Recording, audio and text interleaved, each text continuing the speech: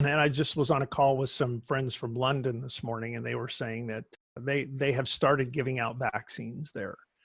And the conversation very quickly evolved into exactly where you're going, which is some people are going to get vaccines early. They're going to be people who are in long-term care facilities and healthcare workers. And so healthcare workers are probably going to be able to start doing things that the rest of us are going to have to continue to be hunkered down for the next 6 months or 8 months until everybody gets their vaccine. Right. So how's that going to work? Are they going to have some kind of a special ID, that they produce, another paper document that they have to carry around their shot record proving that they got their ID so they can get into a football game Here's what I want to do. I want to structure this conversation a little bit. So you and I both have experience as CIOs, and I sort of want to break down the challenges that are associated with this. I mean, we were on the same call, and when we asked some doctors, when do you think we would get it? So I'm in my 50s, fairly healthy and those kind of things. And they said, at the earliest, March, at the earliest. Because that's just the pecking order of who will be getting this. And more than likely, it'll be later in the spring that we would get it.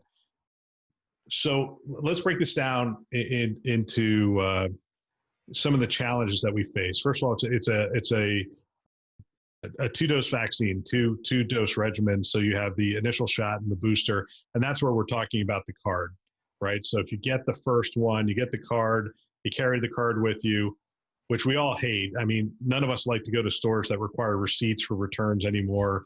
Amazon's changed all that. And so we're going to have that card, which will mean, in theory, I can go to one health system for the starter shot and another for the booster shot, and have my little card, and it will indicate. Now, the problem with that, I mean, let's start with that 2-dose regimen and say, all right, we need a way to notify people that they are eligible for the vaccine, right? So it's going to start with first responders, frontline workers. It's going to go to those who are at risk, maybe the nursing homes and other places and those kind of things. And it's going to move through those channels.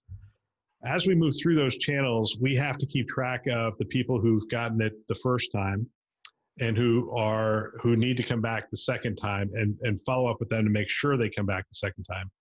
But we also have to have a mechanism for scheduling this. So my parents are already saying, hey, how do I get on the list? How do I get scheduled?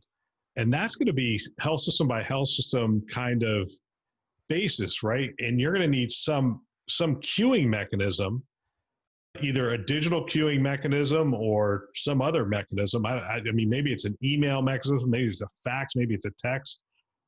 And actually, I don't really care which one it is, but you need a queuing mechanism to let people know that they can get the vaccine. Otherwise, people are going to start showing up at the emergency room, I think.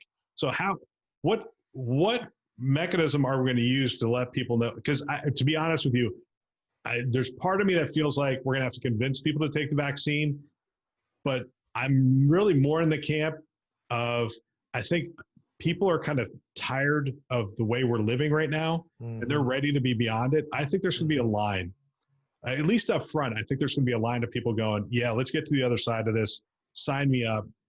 And they're going to be asking the question, how do I get in line? How do I get in line?